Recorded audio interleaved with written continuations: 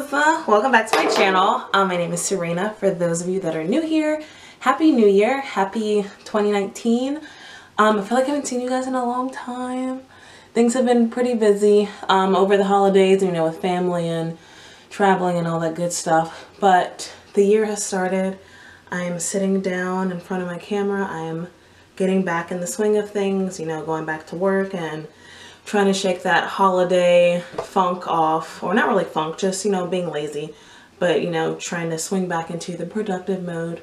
So here I am. So today I am going to discuss my, maybe not top, my favorite and least favorite foundations that I purchased last year. I really should have done this, you know, in December, but again, it's okay. We're here now. It's getting done. It's fine. So I'm going to talk about the favorite foundations and then my least favorite. And then, you know, I'm going to separate it by high-end and then drugstore. A few of them that I am naming, I'm just going to go ahead and say it now. I returned them, so they will not be in this video, but they will be mentioned. I returned those bad boys and I got every single one of my scent back for that. So without further ado, let's get started. Okay, so let's start with a drugstore that I did like, and then another drugstore that I didn't like. I think I'll do it that way. So the drugstore that I did not like was the Black Radiance. It's Color Perfect Liquid Makeup. And the thing I didn't, so I think I got this at Target, and it was just very, well, let me back up again. With the drugstore, with drugstore foundations, I find it hard. I mean, you can't open the bottle and really swatch, and I'm just spitting all over the place. You can't really swatch and find your, you know, foundation shade. So I took a wild guess, and I think I was pretty good with this one, but it was just so thick and like cakey. So it's the Color Perfect, and I think I got it in the shade Cinnamon. So it says it applies smoothly and enhances the natural undertones of the skin. It was just so cakey and just thick, and I mean the shade was pretty close for the most part, so I could work with it. That wasn't the problem. It was just, it was very like, it's like paint. Like I could drop this off at, like, you know, in elementary school and they could use it as acrylic paint. That's how thick it was. Like I did not need that. So that was on my no-no list for the drugstore foundations. And on my yes list of drugstore affordable foundations is the NYX Total Control. So, funny story, I went to NYX about 5 times until I finally got the correct color and foundation that worked for me. So let me start with the positive, then I'll move to the negative. So this is the Total Control, and it is the color Mocha. And so what I do like about this one is it has a little dropper. Boop, boop. As opposed to that one just had a little stick, which, I mean, you can put it on the back of your hand, but again, bacteria. And I don't think that's, you know, the best practice. So I do appreciate the dropper. This is a medium to full coverage foundation. So it's not super, super full coverage. It's right in the middle. So it's just enough to really enhance your skin, not to really take it over and have a full beat. And this was a very affordable, like I said, but funny story on how I got here. Going back to the no-no list of affordable foundations, I got the Can't Stop Won't Stop NYX foundation and their collab with Alyssa Ashley, and I think I got the wrong shade the first time. Yeah, I think I got Cocoa, and it was very dark on me. I actually filmed a video on it. I can link it below, and that foundation was just super drying. I know it was matte, but my entire, have you ever put on foundation on and your entire face just feels very tight? And the primer that I used with it was the Can't Stop Won't Stop primer. And so I, you know, like any other primer, I put it all over my face because that's where the foundation was going. And then I went back to the store and I told the lady my issue. I showed her the pictures and she screamed because it looked so bad. And then she proceeded to tell me, oh no, you just put the primer in your T-zone or the areas that you really have issues with. I was like, okay, well, I'll give it another shot. So I kept the primer, but switched the foundation for the correct color, which was Mocha. Yes, Mocha. So then I just put the primer at my forehead. think my nose, chin, and then my cheeks. Again, it just was, it was a no-no. So I had to completely return Can't Stop, Won't Stop. And then in return, I got the Total Control. So this is a yes for me. Alrighty, next. I think the rest of these were on my yeses or like, it's okay. So let's go to a little bit high end. So this was the Smashbox Studio Skin, and it's 15-hour long wear hydrating foundation. And this was the shade 4.05. Again, it wasn't bad. It wasn't the best. It was just okay. You know, it got the job done. It was foundation. It stayed on my face.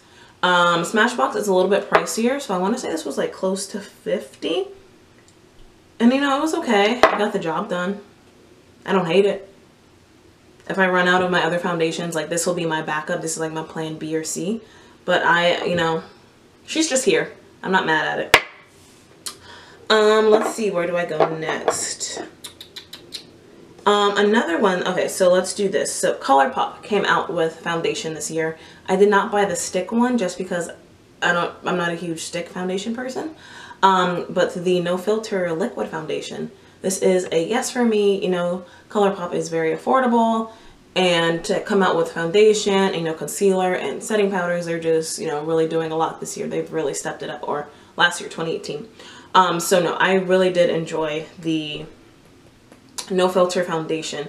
So again, this would be something, it is obviously full coverage too. So this would be something if I don't really feel like wearing a higher end, or if I'm gonna go for like a, and it's full coverage, but it's not like super beat, but it, you know, it gets the job done. So I would place this in the same category as Fenty Beauty, which I did not bring that because it came out in 2017. I'm almost done with my second bottle though, so that says something. But no, I would definitely, this would be one of my go-to like every day. So yes. Let's go to the no-nos. This one, I really wanted to like it. I bought it once, got home, didn't like it, returned it, and then like a month later I bought it again just to, you know, make sure I was correct, and I did not like it. It's the Becca Ultimate Coverage Complexion Cream.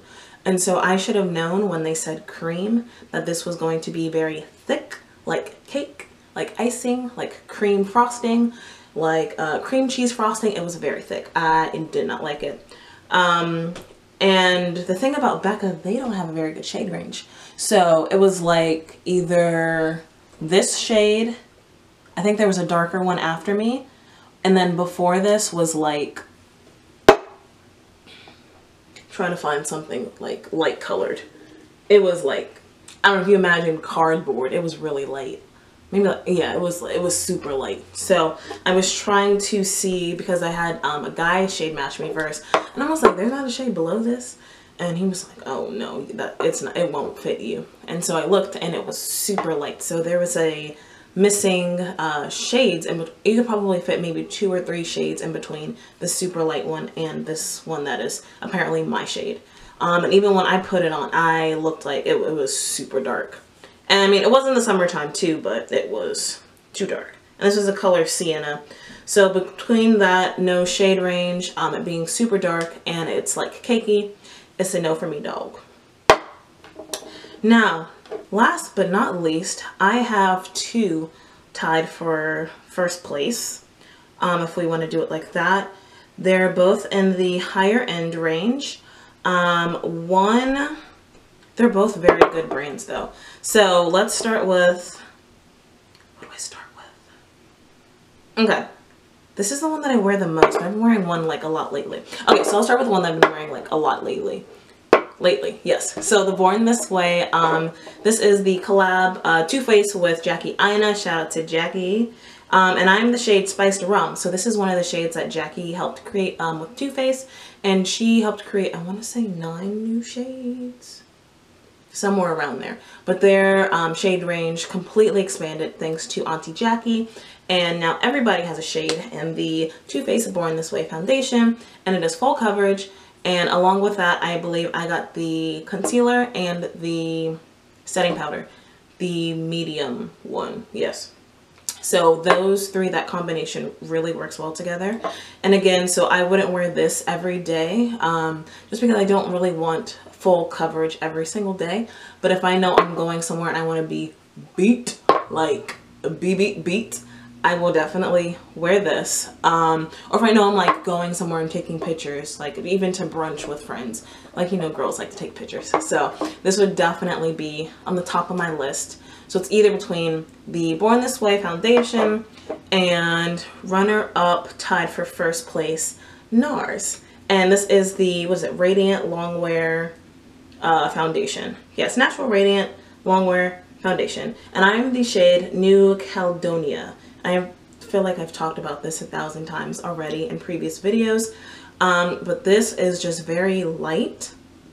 And it just looks like your skin, and it is very radiant, so your skin still shows from beneath the foundation, but it's full coverage that it looks like skin. I know this is kind of hard to explain, like it just looks good, like I don't. And then it paired with that foundation, or I'm sorry, the concealer, it's amazing. So the top two again are the Born This Way and then the NARS Radiant Longwear.